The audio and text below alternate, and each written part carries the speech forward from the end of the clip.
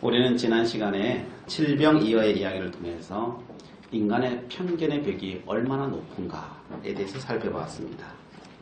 예수님께서 인간의 편견의 이 벽을 깨기 위해서 홀로 굉장히 분투하시는 모습을 보았습니다. 자기의 편견을 볼 수 있다는 것, 자기의 편견을 보는 사람이 세상에는 많지가 않아요. 인간의 정결보다 더 중요한 것은 생명이었습니다. 제자들은 생명보다 정결을 선택했어요. 그런데 예수님께서는 정결보다는 생명을 선택해라. 그것이 주님께서 선택하시는 방법이셨어요. 생명이 무엇입니까? 예수님께서 말씀하십니다. 요한복음 13장 34, 35절에 새 계명을 너희에게 주노니 서로 사랑하라. 내가 너희를 사랑한 것 같이 너희도 서로 사랑하라. 너희가 서로 사랑하면 이로써 모든 사람이 너희가 내 제자인 줄 알리라 라고 말씀합니다. 제자의 절대적인 기준이 뭐냐? 사랑하는 거라는 거예요. 세상 사람들은 모든 것을 가지고 다 속일 수 있는데 속일 수 없는 것, 그거는 사랑이라는 거예요. 여러분, 믿음도요 속일 수 있어요. 소망도요 속일 수 있어요. 근데 사랑은요 못 속여요. 그래서 제일 귀한 게 사랑인 거예요. 절대적인 기준, 제자의 기준은 사랑인 거예요. 왜요? 사랑은 십자가이기 때문에 그래요. 사랑의 정을정은 십자가예요. 사랑은 내가 타인의 십자가를 지고 죽는 거예요. 속이는 사람들은 속인 게 목적이잖아요. 남의 짐을 지고 십자가를 지는데 그걸 속이는 것을 할 수 있겠어요? 결단코 못 속여요. 그래서 주님께서는 사랑이 완성이다. 정말 너가 내 제자냐? 그러면 사랑하는 걸 보면 안다는 거예요. 사랑하지 않으면 내 제자가 아니라는 거예요. 모든 걸 사람의 눈을 다 속일 수 있어도 그거는 절대적으로 못 속이는 거예요. 천국 가면 제일 앞자리에 누가 있을까요? 그것은 타인을 위해서 십자가를 지고 죽은 사람이 제일 앞에 있어요. 예수님처럼 산 사람이 천국의 주인공이에요. 이 사람을 이름하여서 순교자라고 말하고 있는 거예요. 요한계시록 6장 9절부터 10절에 이렇게 말합니다. 하나님의 말씀과 저희의 가진 증거를 인하여 죽임을 당한 영혼들이 제단 아래 있어 큰 소리로 불러 가로되 거룩하고 참되신 대주제여, 땅에 거하는 자들을 심판하여 우리 피를 신원하여 주지 아니하시기를 어느 때까지 하시려 하나이까 하니. 주님의 보좌에 가장 가까이 그 발치에 있는 사람들이 누구냐? 순교자들. 그래서 하나님과 바로 대면해서 이야기할 수 있는 사람, 하나님께서 가장 귀를 기울이시는 사람, 그 사람의 이름이 순교자예요. 그렇습니다. 천국의 중심에 서고자 합니까? 주님의 참 제자가 되고자 하십니까? 그러면 죽으시면 됩니다. 우리는 순교하면 예레미야처럼 돌에 맞아 죽고, 이사야처럼 토백 켜 죽고, 베드로처럼 십자가에 거꾸로 달려서 죽고, 바울처럼 목베임 당하여 죽고, 이런 자를 순교자라고 생각합니다. 맞습니다. 순교자입니다. 순교는 그런데 그런 것만 순교가 아닙니다. 이런 것도 순교입니다. 남을 위해서 나를 죽이는 것, 이게 순교예요. 무엇을 죽입니까? 내 계획을 죽이고, 내 감정을 죽이고, 내 가진 것을 죽이고, 이게 다 순교예요. 꼭 목숨만 내걸어야 순교가 아니에요. 이 땅에 그 삶을 살아내는 것, 그 어려운 삶을 살아내는 거예요. 그것도 순교예요. 기도할 때 하나님이 이 내 옆에 있는 이 사람은 살리시고 내 생명을 취해가 주시옵소서. 이렇게 기도했다면 그거는 순교자의 기도예요. 쉽지 않은 기도죠.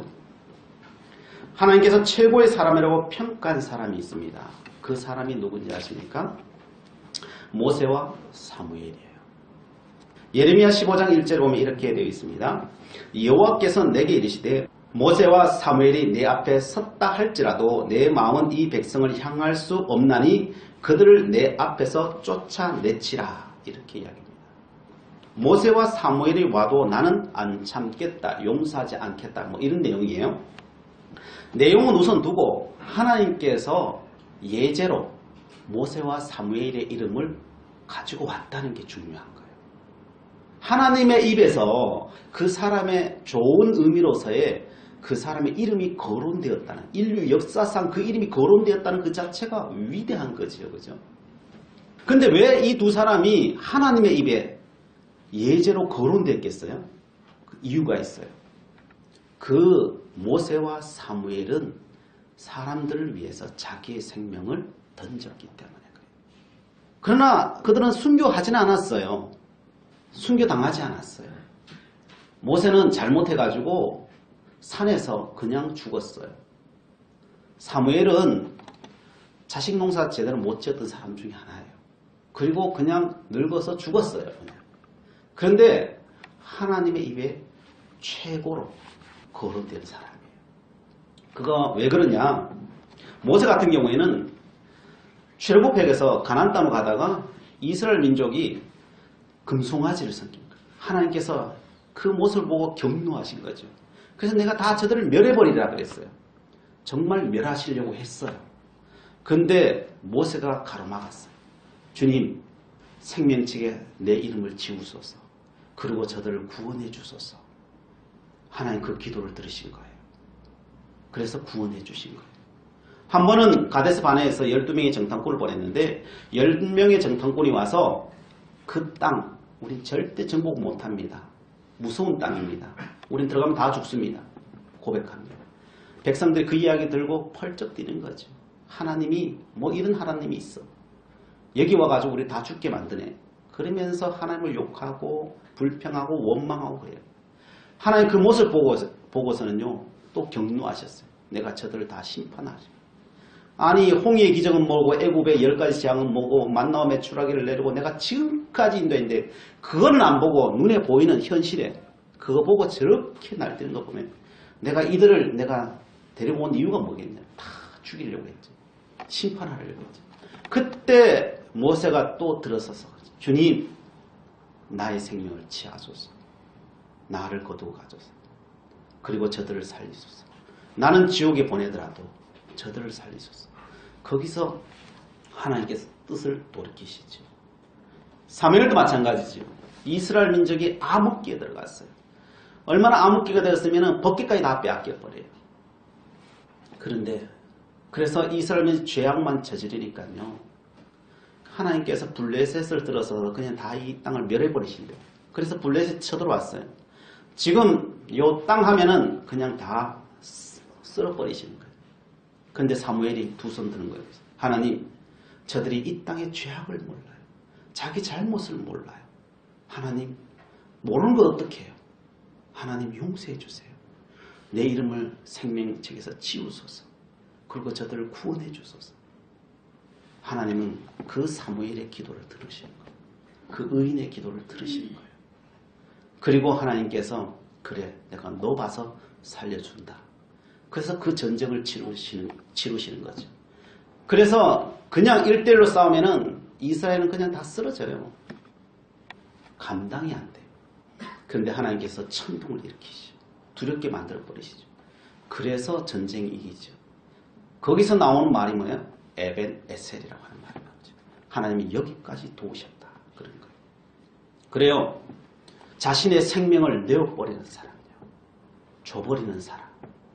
그것도 누구요? 잘난 사람한테 주는 게 아니고 죄악과 심판 가운데 있는 사람 앞에 자기의 생명을 던져줘 버리는 사람. 그 사람 하나님께서 기억하시더라는 거예요. 그 사람을 하나님은 순교자라고 하더라는 거예요. 그리고 하나님의 이름에서 그 모세와 사무엘의 이름을 거론하시더라는 거예요. 천국의 주인공들입니다.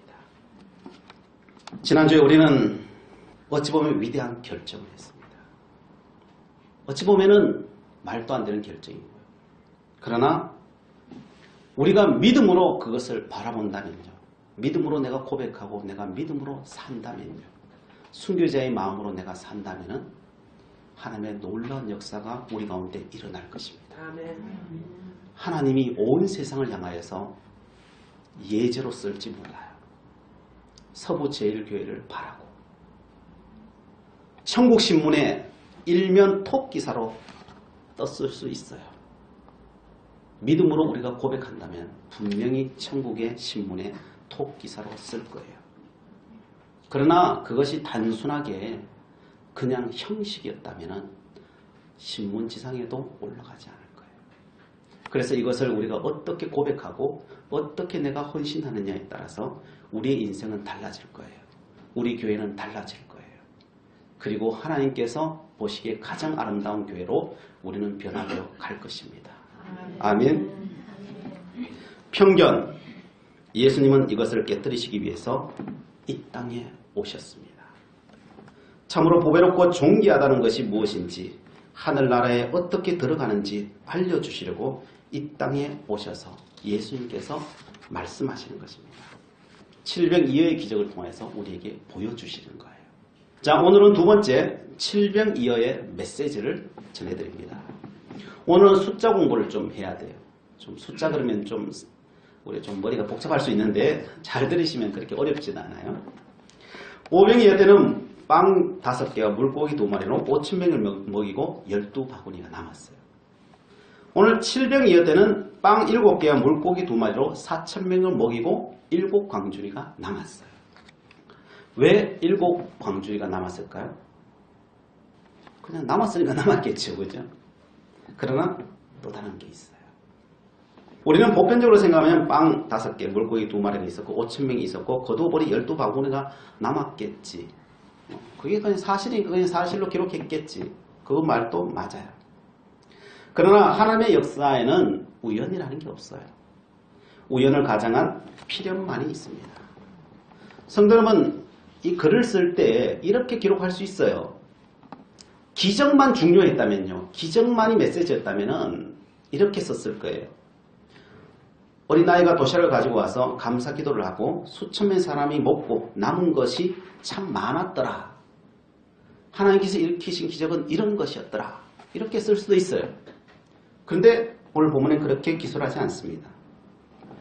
구체적인 그 명수나 광줄이 정확하게 기록하고 있어요. 왜냐? 그 숫자가 주는 의미, 메시지가 있기 때문에 그래요. 그래서 정확하게 기록하는 거예요. 또한 숫자가 주는 의미를 어떻게 보아야 할까요? 생각해 보아야 합니다. 이게 진짜 사실이냐, 정확한 사실을 기록하자고 이걸 썼느냐 생각해 보아야 합니다. 이게 상징인가, 사실을 기록하자고 했는가 봐야 돼요. 근데 성경은 대부분의 모든 거의 숫자들은 상징적인 의미예요. 사실을 기록하기도 하지만은 사실의 방점이 있는 것이 아니라 상징의 방점이 있어요. 자, 생각해 보시기 바랍니다. 제자들이 숫자를 세어보니 정확하게 5,000명이었더라. 우리는 그렇게 생각할 수 있어요.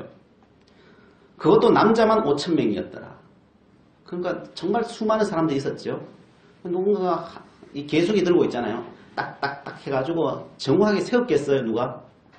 세웠다고 생각하세요? 이 성경책 기록하려고 누군가가 몇 명이 계수기 세고 세웠겠어요? 우리 그렇게 볼 수는 없어요. 거기는 분명히 5,001명이었을 수도 있고요. 2명이었을 수도 있고 4,901명이었을 수도 있어요. 정말 그럴 수 있어요. 계수기로 셀 필요가 없는 시대에 있고요. 어떻게 알겠어요? 그죠? 어떻게 봐야 될까요? 근데 5,000명이라고 기록했어요.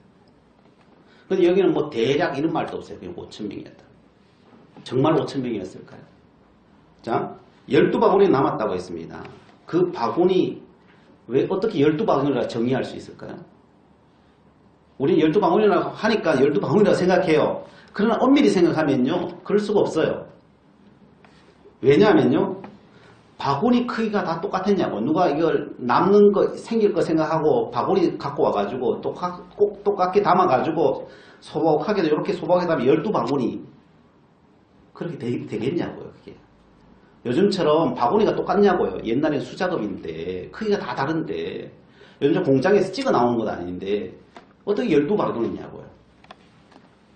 자, 작은 바구니를 기준하면요 20바구니 넘을 수도 있고요. 큰 바구니를 기준하면요 7바구니도 안 나올 수도 있어요.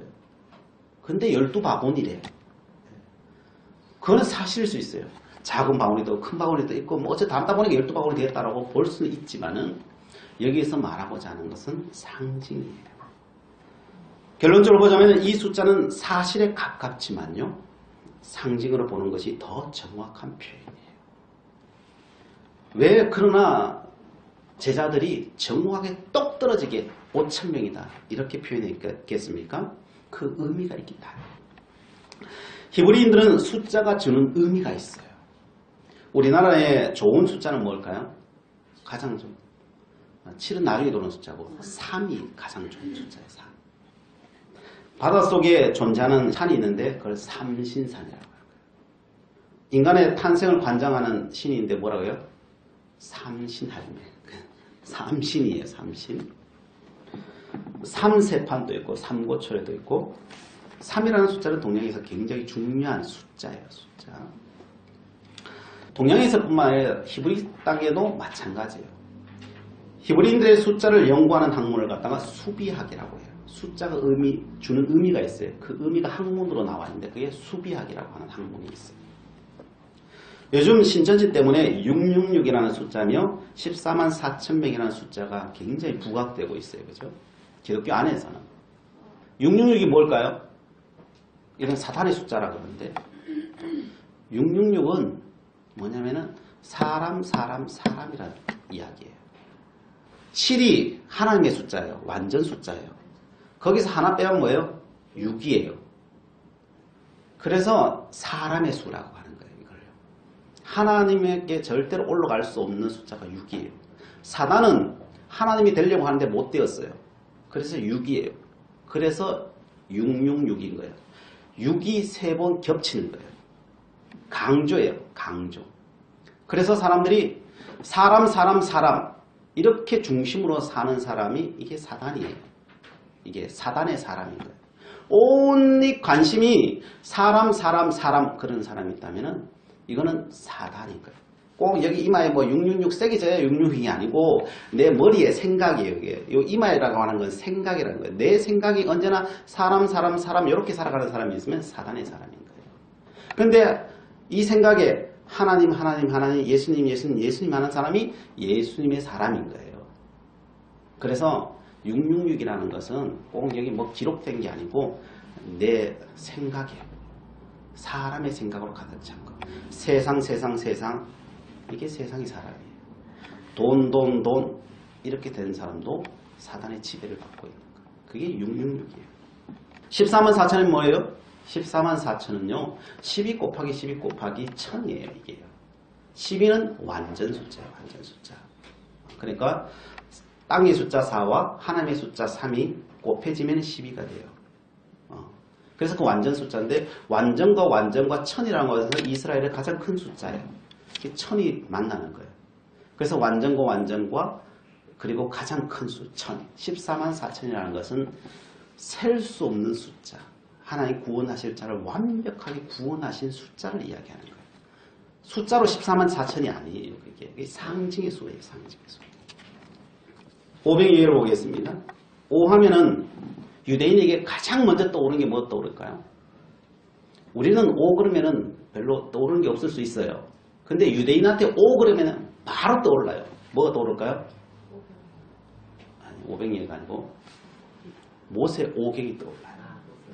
이 사람들은 모세 오경이 팍 떠올라요. 5 그래버리면 바로 떠올라요. 모세 오경은 누구한테 준 거예요? 유대인한테 준 거예요. 그래서 오병이의 5자는요 유대인을 위해서 준 거예요. 그래서 물고기가 5마리인 거예요. 물고기 5마리. 5마리이기 때문에 5병이기도 하지만은 하나님께서 그 숫자에 우연히 그렇게 된 게 아니고 우연을 가정한 필연이에요. 그래서 이 기적은요 유대인을 위해서 준 기적이 5병이의 기적입니다. 7병이어에 등장하는 그럼 7은 뭐예요? 7은 완전 숫자기도 한데 그 7은 뭐냐면은 완전 숫자 하나님의 숫자기도 하지만 또 다른 의미가 있어요. 7의 숫자의 의미는요. 그거는 온 세계를 의미해요. 온 세계. 7이라고 하는 숫자는 온 세계를 의미해요. 그래서 예수님께서 전도들을 보낼 때 몇 명을 보내요?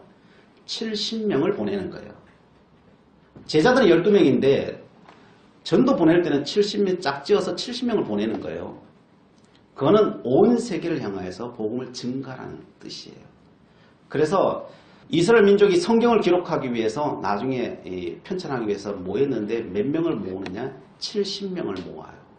70인을 모으는 거예요. 하나님께서 장로를 세우라고 할 때 구약에 그 70인 장로를 세우는 거예요.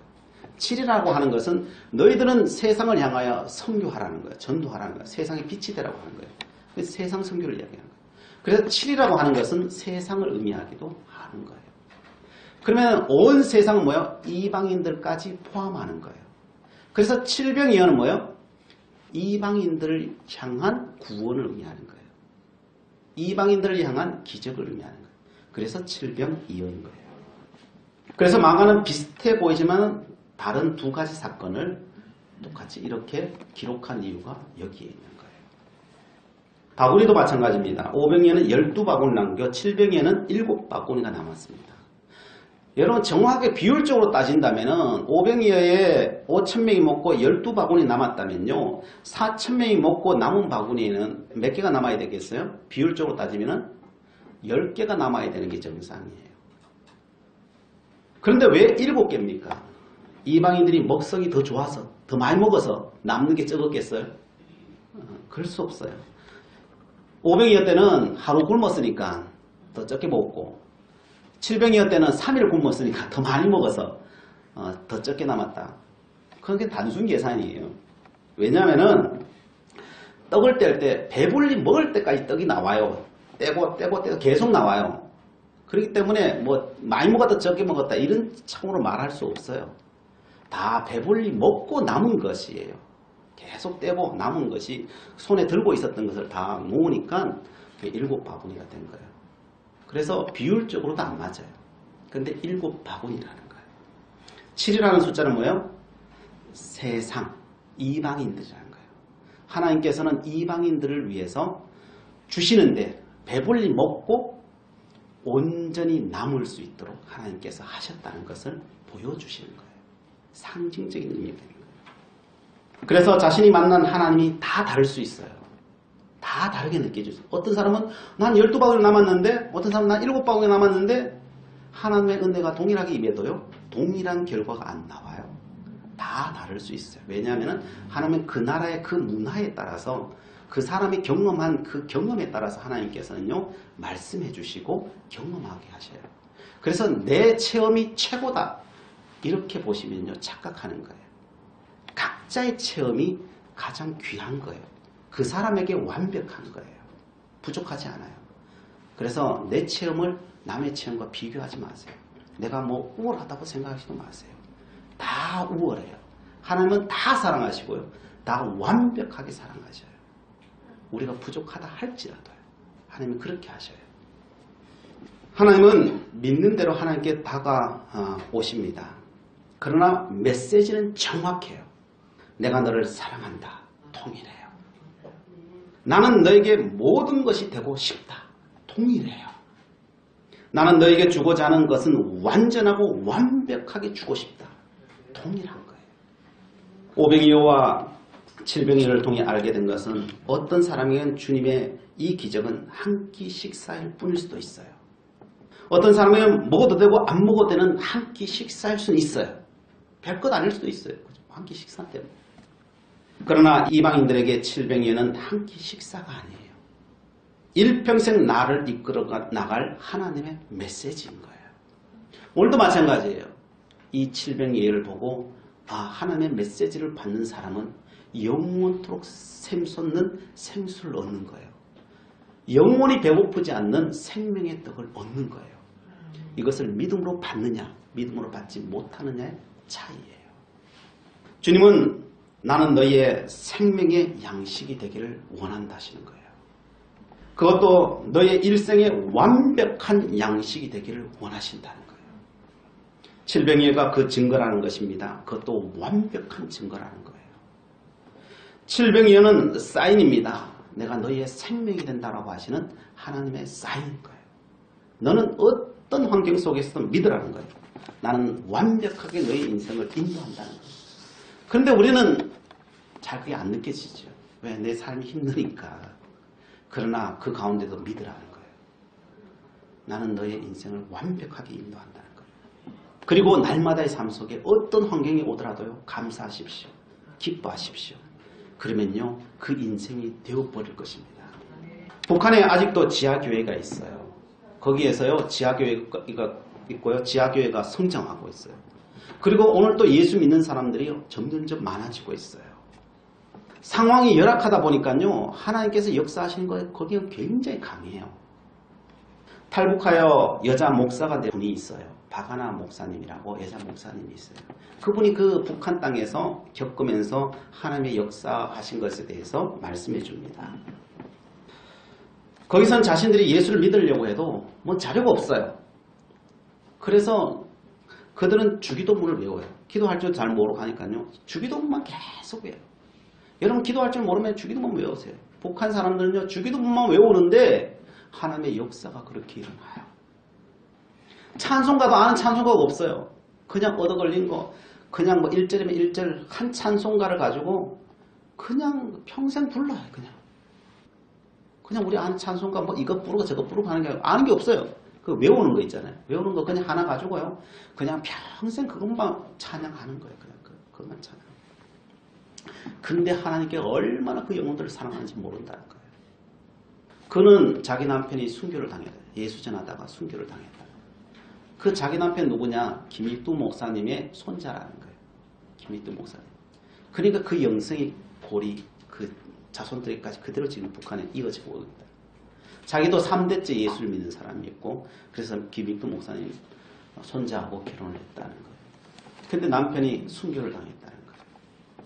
한 번은 탈북해가지고 중국 쪽에 있었는데 소련 쪽 근방에 그쪽에 가가지고 있었다는 거예요.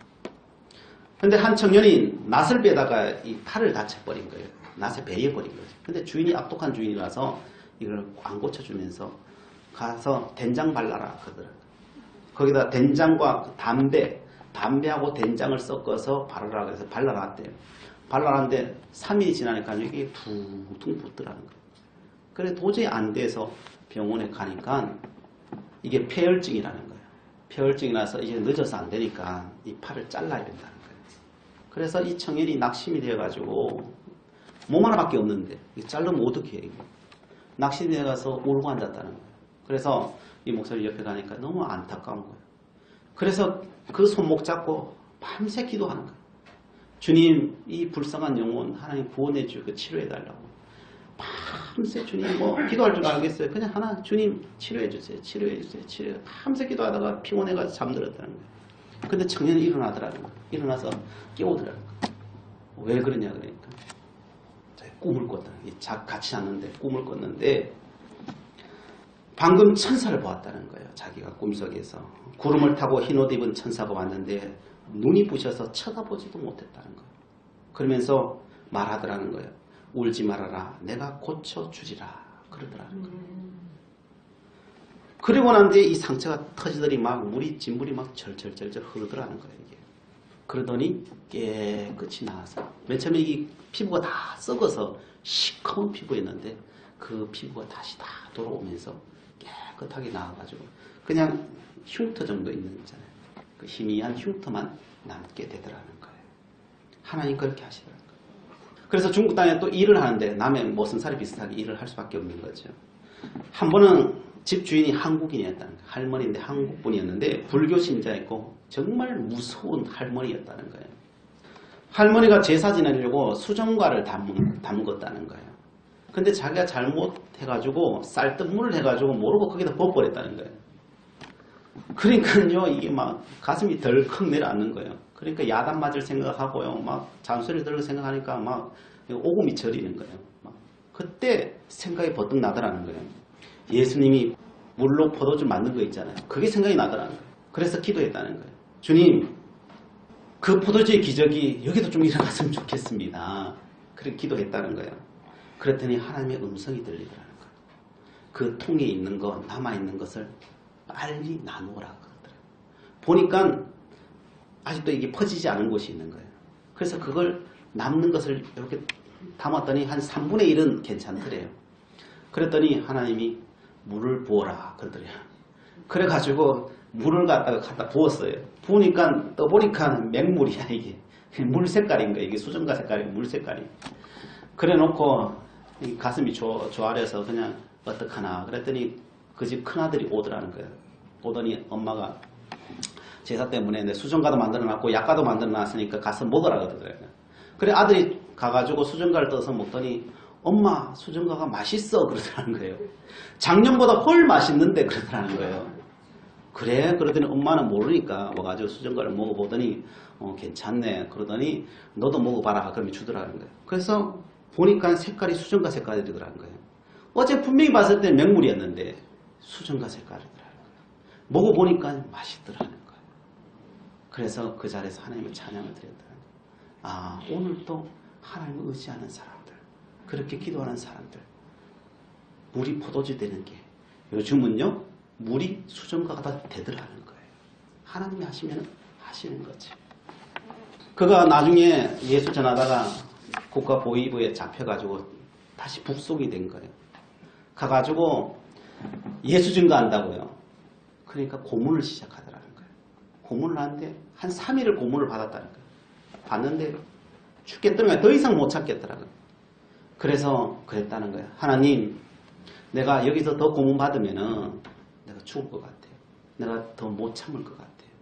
하나님 도와주세요. 내 입으로 내가 하나님을 부정하지 않도록 하나님 여기 순교를 당할지언정 부정하지 않도록 하나님 입을 지켜주세요. 그렇게 기도했어요. 하나님 음성이 들리는 거예요. 너는 내가 십자가에 달렸던 그 고난을 생각해라 그러더라고요. 그래서 주님의 십자가에 달리신 고난을 생각해요. 주님이 달리신 고난 생각하면 나 이 고난은 아무것도 아닌데요. 그냥 그렇게 생각한 거예요. 그런데 그렇게 생각하고 있는데 무릎이 약간 아프더래요. 그래서 아파서 보고 봤는데 고문을 끝내더래요. 그러더니 나가 그러더래요. 왜 나가라 그러지? 그랬는데 그 고문하던 사람이 나중에 이야기하더래요. 이 고문하고 있는데 아프다 그러다 어느 순간부터 얘가 아프다 소리를 안 해요. 때리는데 막 세게 때리는데 몽둥이 들고 때리는데 아프다 소리를 안 하는 거예요. 아무리 때려도 꿈쩍도 안 하고 아프다 소리도 안 하고 비명도 안 지르고 그냥 벽만 쳐다보고 있더라는 거예요. 그래서 하도 때리다가 안 돼가지고 얘가 미쳤나 보다. 그래서 고문을 그만뒀다는 거예요. 하나님께서 그 아픔까지도 다 잊게 만들어 버리신 거예요. 잊게 만들어. 그래서 그 고난을 이기도록 하셨던 것이죠. 거기서 나와서 또 다른 수용소로 가게 됐어요. 그 수용소는 더 악독한 수용소예요. 거기서 이제 판결받고 나왔는데 3년을 그 수용소에 있어야 된다 그래요.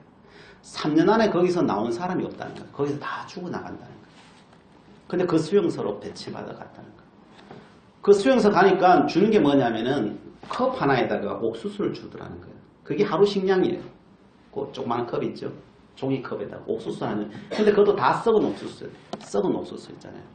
그걸 식량을 주는데 물도 안 주는 거예요.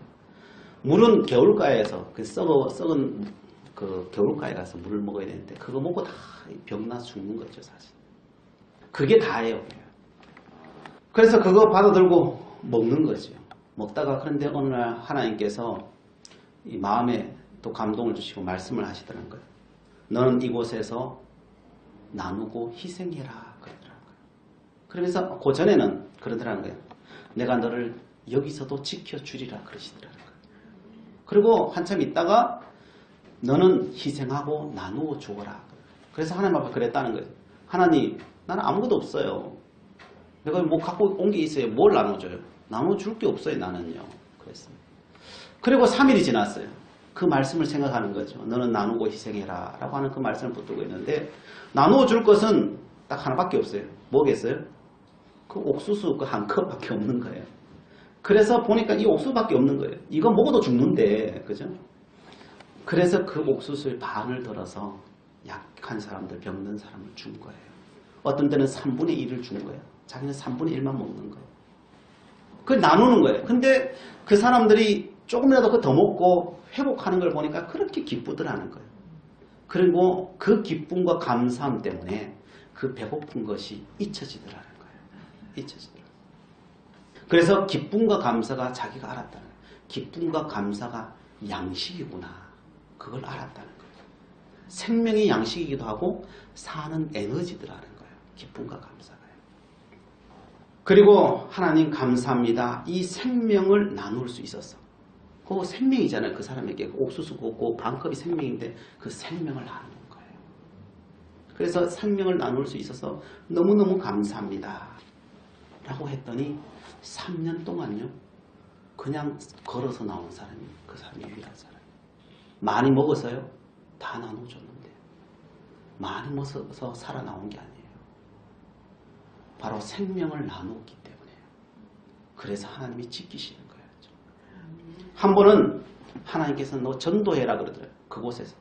힘도 없는데 전도하라는 거예요. 전도할 수 없었다는 거예요. 왜냐하면 전도하면요. 그 사람이 고발해버려요. 고발해버리면 그거 죽어요. 죽어. 그래서 무서워 전도를 못하는 거예요. 근데 3일 후에 막 가슴이 뜨거워지는 거예요. 불타시 뜨거워지면서 전도의 열정이 막 불을 뜨져나는 거예요. 그래서 가만히 있을 수가 없는 거예요. 그래서 전도는 해야 되는데 전도하면 죽고 그런데 하나님의 음성이 들리더라는 거예요. 내가 골라주는 사람 전도해라 그러더라고요. 그러니까 하나님 집어주는 거예요. 쟤 전도해. 그러면 그가 전도하는 거예요. 그는 그 사람들 고발하지 않는 사람들 전도하는 거예요. 또 며칠 뒤에 있으면은 또 저 사람 전도해라. 그러면 전도하는 거예요. 그래서 5-6명이 전도되는 거예요. 근데 예배를 드려야 되는데 예배 드릴 데가 없어. 왜냐하면 뭐 좀 예배 드리면 다 고발해버리잖아요.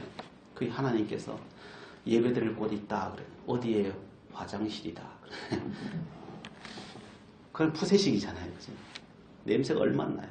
근데 그곳에서 가장 안전한 곳은 화장실입니다. 정말 화장실입니다. 그래서 그 사람들 4명, 5명이 화장실에 앉아 똥통 위에 앉아가지고 예배를 드린 거예요. 뭐가 있어야지. 외우고 있는 시편 23편. 그거 외우는 거예요. 같이. 외우고 하나님 기도하는 거죠. 하나님 감사합니다. 바로 똥통 위에서 하나님 앞에 감사 예배를 드리는 거예요. 우리는 정말 감사한 거죠. 우리는 감사해도 1000배, 10,000배 감사해도 우리는 할 수 없는 존재들인데 우리는 몰라서 그런 거죠. 그렇습니다. 오늘날도요.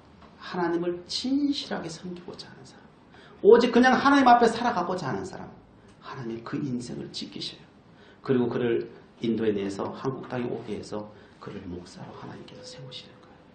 이 땅에 빛된 존재로 하나님께서 세우시는 것입니다. 성도 여러분, 주님은 칠병이를 통하여서 오늘도 그리스도를 믿는 자들에게 친히 먹이시고 입히신다는 것을 말씀해 주십니다. 온전히 주님을 바라보는 자를 지키시고 먹이시고 살아갈 힘을 주신다는 것을 말씀해 주시는 것입니다. 그리고 천국을 준비하는 사람이 되도록 아버지 하나님께서 오늘 우리들을 인도해 주시고 계십니다. 오늘도 우리를 가장 완벽하게 완전하게 인도하신 하나님이심을 믿으시기 바랍니다. 아멘. 칠병에는 여기에 메시지가 있습니다. 믿는 자는 하나님의 살아계심을 보게 될 것입니다. 아멘. 기도하시겠습니다. 사랑의 하나님, 오늘 칠병이를 통하여 이방이라고 할지라도 완전하게 인도하고 계심을 보았습니다. 또한 이 메시지가 우리를 향하여 주어진 메시지임을 믿습니다. 그러기에 우리에게 주어진 이 땅의 삶을 믿음으로 고백하고 살아내기를 원합니다. 언제나 협력하여 선을 만드신 하나님께서 우리를 인도하여 주시옵소서. 우리의 삶을 통하여 영광받아 주시옵소서. 예수 그리스도의 이름으로 기도드리옵나이다. 아멘.